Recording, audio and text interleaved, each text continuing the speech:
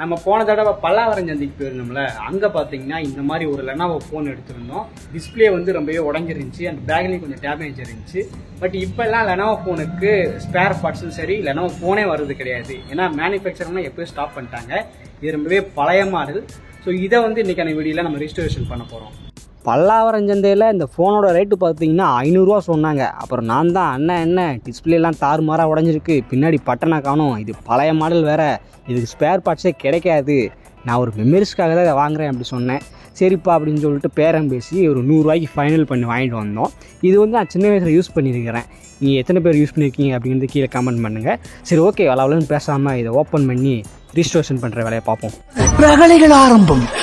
இதான் நம்ம பல்லாவரம் சந்தையில் காசு கொடுத்து வாங்கின ஃபோனு. ஆனால் அது கீழே ஒரு ஸ்வீட் டப்பா இருக்குது பார்த்தீங்களா, அதை திறந்து பார்த்தீங்கன்னா இதே மாடலில் ஒரு க்ளோன் ஃபோன் இருக்கும். ஆமாம், நான் சின்ன வயசில் யூஸ் பண்ண ஃபோன் இது தான். அதில் வந்து டிஸ்பிளே போயிடுச்சு, அதனால் அதை டாப்பை கழட்டி அந்த டாப்பாக்குள்ளே வச்சுருக்கேன். எனக்காச்சும் யூஸ் ஆகும், இதே போல் வேறு ஒரு ஃபோன் கிடச்சின்னா அப்படியே ஸ்பேர் பார்ட்ஸை மாற்றி விட்டுடலாம் அப்படின்னு தான் வச்சுருந்தேன். அதே போல் நமக்கு பல்லாவரம் சந்தையில் இன்னொரு ஃபோன் மாட்டுச்சு. ஏன்னா வெளியில் கிடைக்கிறது ரொம்ப கஷ்டம். நான் எவ்வளவோ தேடி பார்த்தேன் இதுக்கு டிஸ்பிளே போட்டுடலான்னு சொல்லிட்டு. என் பழைய ஃபோனுக்கு டிஸ்பிளே கிடைக்கவே இல்லை, எங்கே கேட்டாலும் இல்லைன்ட்டான்.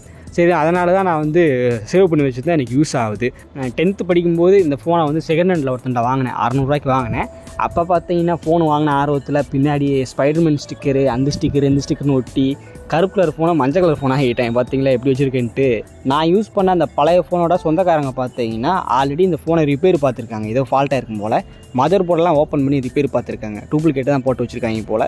ஸோ கொஞ்ச நாள் தான் தாக்கு பிடிச்சி, அதுக்கப்புறம் போயிடுச்சு. கேட்டதுக்கு மதர் போர்டு போச்சுப்பா, அதனால் டிஸ்பிளேக்கு கனெக்ஷன் போல் ஒயிட் கலரில் தெரியும், டிஸ்பிளேயும் போச்சு மதர் போர்டும் போச்சுருந்தாங்க. அதனால தான் விருப்பாகி இந்த மாதிரி குவாலிட்டி ஆராய்ஞ்சு பார்த்துட்டு அதுக்கப்புறம் உள்ளே வச்சிட்டேன். ஆனால் புது ஃபோனில் பார்த்தீங்கன்னா உள்ளே ஓப்பன் பண்ணி பார்க்கும்போது அந்த கம்பெனி பேட்டரியே இருக்குங்க. இங்கே பாருங்கள், லெனோவோட அஃபிஷியல் பேட்டரி. நிறைய பேர் வந்து டூப்ளிகேட் பேட்டரி விற்பாங்க, ஆனால் இவங்க பார்த்தீங்கன்னா ஒரிஜினல் பேட்டரியை உள்ளே வச்சு நமக்கு பல்லாவரம் சந்தையில் தூக்கி போட்டிருக்காங்க. என்ன பிரச்சனைன்னு தெரில. பேட்டரியும் பெருசாக ஊதி போயோ பல்ஜாயோ இல்லை, நல்லா தான் இருக்குது. என் பழைய ஃபோனில் பார்த்தீங்கன்னா அது என்கிட்ட வந்ததே சைனா பேட்டரி தான் போட்டு வச்சுங்க. பார்த்தீங்களா, அஸ்தான்னு சொல்லிட்டு ஏதோ சைனா பேட்டரி வச்சுருக்காங்க, அதெல்லாம் ஊதி போச்சு. சரி, ஓகே, அதை ஓரங்கட்டி வச்சுட்டு இப்போ நம்ம பல்லாவரம் சந்தையில் எடுத்தோம்ல அதை பார்க்கலாம். இதில் பார்த்தீங்கன்னா நட்டு பாதி நட்டை காணும். இதையும் ஆல்ரெடி ஓப்பன் பண்ணி வச்சுருப்பாங்க போல். பாதி நட்டை காணும், ஸ்பீக்கரு இந்த கவர் உரிக்கலை. அப்புறம் சிம் பார்த்தீங்கன்னா ஒரு 4G சிம் போட்டுக்கலாம், ஒரு 3G சிம் போட்டுக்கலாம். மேலே வந்து மெமரி கார்டு சொருகி வைக்கலாம். அப்போ இருந்துச்சுங்க. இதெல்லாம் பார்க்கும்போது பழைய மெமரிஸ்லாம் வருது. நான் 90s கிட்ஸ்லாம் கிடையாது, 2K கிட்ஸ் தான். ஸோ நான் யூஸ் பண்ணியிருக்கிறேன், அதான் சொல்ல வரேன். சரி, ஓகே, இதை வந்து நம்ம கழட்டி பார்த்துடலாம். இந்த ஃபோனை கழட்டி பார்க்கும்போது உள்ளே தண்ணியெல்லாம் இருக்கும் போல், திறந்த உடனே கேமரா பிஞ்சுக்கிட்டு வருது. அடேங்கப்பா, நம்ம பழைய ஃபோனோட ஃபால்ட் இதில் நிறையா இருக்கும் போலையே. கேமரா பார்த்தீங்கன்னா தனியாக வந்துருச்சு. இது வந்து செல்ஃபி கேமரா நினைக்கிறேன். பேக் கேமரா பார்த்தீங்கன்னா அதை விட மோசமாக இருக்குது. ஏதோ பச்சையாக ஃபங்கஸ் அந்த மாதிரி இருக்குது. தண்ணியில் தூக்கி நல்லா வால்ட் அடிச்சிருப்பாங்க போல். சரி, ஓகே, இதை க்ளீன் பண்ணுவோம். 2 மதர் போர்டையும் செக் பண்ணி பார்ப்போம். மேபி ஏதாச்சும் இன்னர் பார்ட்டு, அந்த ஐசி ப்ராசஸரு அதெல்லாம் ஃபால்ட் ஆகிடுச்சு, சேஞ்ச் பண்ணணும் அப்படின்னா அது நம்மளால் முடியாது. எனக்கிட்ட மிஷின் எதுவுமே கிடையாது, நான் ப்ரொஃபஷனலாக மொபைல் டெக்னீஷியனும் கிடையாது. அதனால் ஐசியை ரிப்ளேஸ்மெண்ட் பண்ணணும் அப்படி இப்படின்னு வந்துச்சுன்னா அது நம்மளால் முடியாது. நமக்கு தெரிஞ்ச வேறு ஏதாச்சும் யூடியூப்ட்டு தான் போய்ட்டு ஹெல்ப் கேட்கணும்.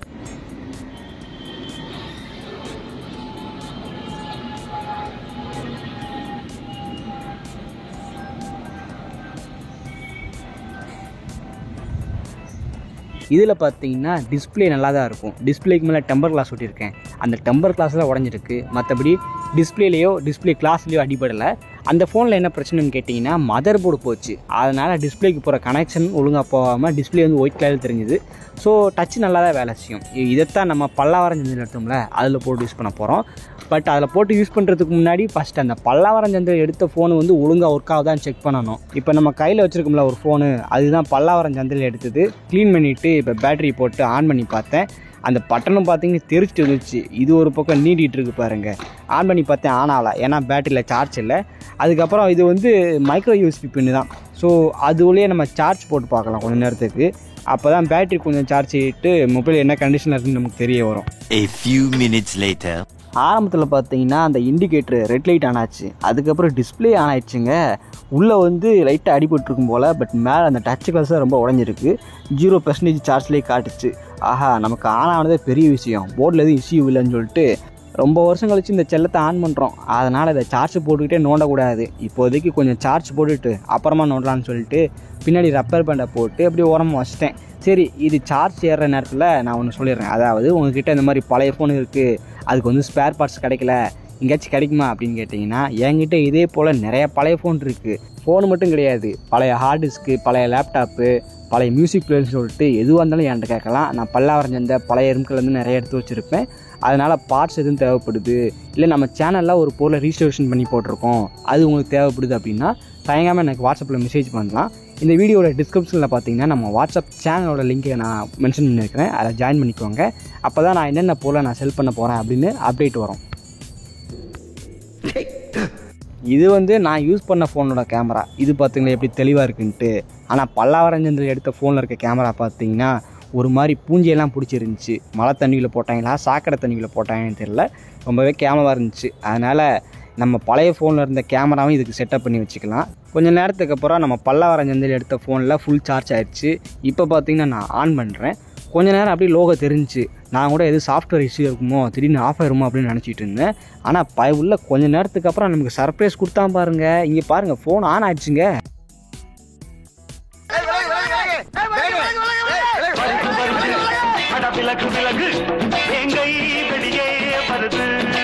எல்லாம் நல்லா தாங்க போயிட்டு இருந்துச்சு. ஆனால் டிஸ்பிளே டச் பண்ணி பார்க்குறேன், மேலே இருக்க அந்த டச் ஒர்க் ஆக மாட்டுக்கு. அடியில் இருக்க டிஸ்பிளே ஒர்க் ஆகுது, அதுதான் நமக்கு விசிபிள் ஆகுது. ஆனால் மேலே டச் ஒர்க் ஆனால் தானே நமக்கு உள்ள ஆப்ஷன்லாம் போக முடியும். நானும் அப்படி இப்படின்னு தடவி பார்க்குறேன். அந்த கண்ணாடி கையில் கழிச்சது தான் மிச்சமாக தவிர டச் ஒர்க்காகவே இல்லை. அப்போ கீழே போட்டதில் வந்து டச்சில் அடிபட்டு உள்ளே ஃபால்ட் ஆகிடுச்சு போல். அதனால தான் நமக்கு டச் ஒர்க் ஆக மாட்டுக்கு. சரி, ஓகே, இப்போ வந்து நம்ம போர்டை தனியாக கழட்டி பார்க்க வேண்டியதுதான். நான் மேலே ரிமூவ் பண்ணிகிட்டு இருக்கேன் பார்த்தீங்களா, அதுதான் அந்த டச்சுக்கான கண்ட்ரோலு. அதுக்குள்ளேயும் தண்ணி போயிருக்குங்க, அதுதான் மெயின் இஷ்யூ. நான் கழட்டுறேன், உள்ளேருந்து ஒரு மாதிரி துரு பிடிச்ச மாதிரி வருது. இப்படி இருந்தால் எப்படி டச் ஒர்க் ஆகும்? ஆல்ரெடி ஃப்ரெண்டில் வேறு டேமேஜ், இது ஸ்டிப்லையும் டேமேஜ்னால் ரொம்ப கஷ்டம். அதனால் நம்மக்கிட்ட பழைய ஃபோன் இருக்குல்ல, அதில் டச் நல்லா தான் இருக்குது. சரி, அந்த டச்சை அப்படியே சைடு வாக்கில் கனெக்ட் பண்ணி பார்க்கலான்னு சொல்லிட்டு ஒரு ஐடியா கிடைச்சிது. இதை நல்லா பார்த்துக்குவாங்க, இது எப்படி தெளிவாக இருக்குது. இது நான் தண்ணிக்குள்ளேயும் போடல, இதுக்குள்ளேயும் போடல, நல்லா தான் இருக்குது. ஸோ பழைய ஃபோனில் இருக்க அந்த டச்சை மட்டும் அப்படியே நம்ம பல்லாவரஞ்சந்தில் எடுத்த அந்த ஃபோனில் நம்ம ஜாயின் பண்ணி மட்டும் யூஸ் பண்ண போகிறோம். இந்த மாதிரி பண்ணும்போது நமக்கு டச்சு டிடெக்ட் ஆச்சு.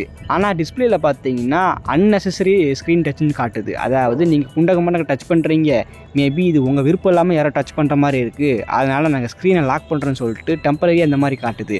இதுக்கு என்ன பிரச்சனைன்னு கேட்டிங்கன்னா, நம்ம பின்னாடி வேறு ஒரு டச்சு நம்ம மாட்டிருக்கோம்ல, அது வந்து அசைஞ்சிட்டே இருக்குது. இப்போ நம்ம நட்டை போட்டு டைட்டாக மூடி வச்சா தான் அது அசையாமல் இருக்கும், டச்சு கரெக்டாக ஒர்க் ஆகும். அது வந்து இந்த மாதிரி மூமெண்ட்லேயே இருக்கிறதுனால ஸ்டிப்பு விளவுது, அதனால இந்த மாதிரி காட்டுது. ஸோ இதுக்கு கொஞ்சம் ஸ்டேபிளாக வச்சுட்டு யூஸ் பண்ணோம்னா கரெக்டாக இருக்கும். இருங்க, நான் வந்து ரப்பர் பண்டை போட்டு கொஞ்சம் வேறு மாதிரி யூஸ் பண்ணி காட்டுறேன். இப்போ வந்து நம்ம பழைய மொபைலோட டச்சை வந்து அப்படியே மேலே அசையாத மாதிரி நம்ம செட்டப் பண்ணி வச்சுருக்கோம். கொஞ்சம் டார்க்காக தெரியும், எதனாலன்னா பழைய மொபைலோட டச்சுக்கு மேலே வந்து ஒரு லேயர் இருக்குது, அதை ரிமூவ் பண்ணணும். சரி, டெஸ்டிங் பர்பஸ் தானே, அதனால் இப்படி வச்சுருக்கேன். இப்போ டச் பண்ணி பார்க்குறேன் பாருங்கள், எப்படி எல்லா ஆப்ஷனும் கரெக்டாக ஒர்க் ஆகுதா. ஸோ இப்போ வந்து டச் நல்லா ஒர்க் ஆகுது. அப்போ பழைய ஃபோனில் அந்த டச்சு கரெக்டாக இருக்குது. அது வந்து நம்ம பல்லாவரஞ்சந்தில் எடுத்தோம்ல, அந்த மொபைலில் போட்டு சக்ஸஸ்ஃபுல்லாக ஒர்க்காக வச்சுட்டோம். இதாங்க லெனோவோ ஃபோனோட ஹோம் பேஜ். இந்த ஆப் ஐக்கானு, கலர் டிசைன் எல்லாமே வேறு மாதிரி இருக்கும். ஓஎஸ்ஐ டிஃப்ரெண்ட்டாக கொடுத்துருப்பாங்க. இதெல்லாம் பார்த்து கிட்டத்தட்ட 7-8 வருஷத்துக்கு மேலே ஆகுது. லெனோவோ ஃபோன் யூஸ் பண்ணவங்களுக்கு இதெல்லாம் நல்லா தெரிஞ்சிருக்கும். இப்போ ரொம்ப வருஷம் கழிச்சு பார்க்கும்போது ஒரு மெமரிஸாக இருக்கும். சரி, இந்த ஃபோனில் வந்து எப்படி யூஸ் பண்ண முடியாது, ஏன்னா அந்த டச்சுக்கு மேலே வந்து ஒரு லேயர் கொடுத்துருக்காங்க. அதை வந்து நம்ம பிரித்து எடுக்கணும். டச்சு வந்து ஒரு கண்ணாடி கிளாஸ் மாதிரி தான் இருக்கும், ஒரு லேயர் மாதிரி. அதை வந்து பிரித்து எடுத்து தனியாக ஒட்ட வச்சா தான் நமக்கு வந்து டிஸ்பிளே நல்லா ஓகேவாக தெரியும், அதாவது பளிச்சுன்னு தெரியும். ஸோ இதுக்கு என்ன பண்ணணும்னு கேட்டிங்கன்னா, இப்போ நான் கையில் வச்சுருக்கோம்ல, இதுக்கு நடுவில் தான் அந்த டச்சு இருக்கும். அதுக்கு முன்னாடி 2 லேயரு, பின்னாடி 2 லேயர்னு சொல்லிட்டு எக்கச்சக்கமாக லேயரை போட்டு வச்சுருப்பாங்க. அந்த தேவையில்லாத லேயரை பிரித்தா தான் உள்ளே இருக்க டச் லேயரை நம்ம எடுக்க முடியும். அதுக்கு நான் கத்தி வச்சு சும்மா சுரண்டி எடுக்கலான்னு ட்ரை பண்ணேன். ஆனால் ரொம்ப நேரம் ட்ரை பண்ணியும் இவ்வளோ தாங்க எடுத்திருக்கேன். அந்த கண்ணாடிலாம் செதறி கையில் குத்துது. இதோட முக்கியமானது, இந்த டச்சுக்கு எதுவும் ஃபால்ட் ஆயிருமோ, கத்தி வச்சு கீச்சும் போது உள்ளே கோடு விழுந்துருமோ அப்படின்னு பயம் வந்துச்சு. அதனால் நான் அந்த ப்ராசஸை பாதிலே ஸ்டாப் பண்ணிட்டேன். சரி, இதுக்கு என்ன சொல்யூஷன் கேட்டிங்கன்னா, இது கண்டிப்பாக நம்ம கடைக்கு தான் கொண்டு போகணும். ஏன்னா அவங்க வந்து டிஸ்பிளேலேருந்து டச்சை மட்டும் பிரித்து எடுக்கிறதுக்கு ஒரு மிஷின் வச்சுருப்பாங்க. அந்த மிஷினில் ஹீட் பண்ணுவாங்க. நீங்கள் எப்போயாச்சும் மொபைல் கடைக்கு போயிருந்தீங்கன்னா இந்த மிஷினை பார்த்துருப்பீங்க. இதுக்கு மேலே அந்த டச்சு டிஸ்பிளே காம்போ வைப்பாங்க. அது வந்து ஹீட் பண்ணி உள்ளே இருக்க கம்மை வந்து ரிமூவ் பண்ணி விட்டுரும். அதுக்கப்புறம் இதுக்கு இடையில ஒரு நூலை விட்டு அதை ரொம்பவே கஷ்டப்பட்டு ஸ்லோவாக தான் அந்த டச்சை வந்து பிரித்து எடுப்பாங்க. ஸோ அப்படி எடுத்தால் தான் நம்ம டச்சை வந்து ஒழுங்கு எடுக்க முடியும். ஏன்னா மாதிரி சும்மா இருக்க மாட்டாமல் கத்தி வச்சு கீச்சி விடுறது, எப்படியாச்சும் சுரண்டி எடுத்துலான்னு பார்த்தீங்கன்னா டச்சு டேமேஜ் ஆயிரும். அப்போ ஒன்றுத்துக்கும் பிரயோஜனம் இல்லாமல் ஆயிரும். அதனால தான் அந்த ப்ராசஸை நான் பாதிலே ஸ்டாப் பண்ணிவிட்டு நம்ம ஏதாச்சும் கடையில் போயிட்டு சேஞ்ச் பண்ணிக்கலாம்னு வச்சுருக்கிறேன். ஆனால் கடையில் சேஞ்ச் பண்ணுறதுக்கு கேட்டு பார்த்தேன், 600 ரூபா கேட்குறாங்க. ஸோ நம்ம அவ்வளோ காசு போட்டு சரி பார்க்கணுமா அப்படின்னு ஒரு யோசனையாக இருக்குது. இப்போதைக்கு காசு இல்லை. ஸோ அதனால் இந்த ஃபோனுக்கு எல்லாமே பெர்ஃபெக்டாக ஒர்க் ஆகுது. நம்ம க்ளீன் பண்ணி போட்டோம், கொஞ்சம் ஃபங்கஸாக இருந்துச்சு, உள்ளே ரொம்பவே அழுக்காக இருந்துச்சு, எல்லாத்தையும் க்ளீன் பண்ணி விட்டு நம்ம பழைய ஃபோன்லேருந்து கேமராவையும் அந்த டச்சை மட்டும் எடுத்து இதில் போட்டு பார்த்தோம். எல்லாமே பக்காவாக ஒர்க் ஆகுது. இதுக்கு ஒரே ஒரு வேலை, அந்த டச்சை மட்டும் கரெக்டாக ஓட்டணும். அப்புறம் மேலே வந்து கிளாஸ் தேவையில்லை. கிளாஸ் ஏதாச்சும் பழைய ஃபோன்லேருந்து கூட எடுத்து ஒட்டிக்கலாம். மேலே அந்த நம்மக்கிட்ட அந்த மிஷின் இருந்துச்சுன்னா இப்படியாச்சும் கஷ்டப்பட்டு ட்ரை பண்ணி ஒட்ட வச்சு ஒர்க்காக வச்சிடலாம். பட் இல்லை, அதுதான் ஒரு பெரிய பிரச்சனை.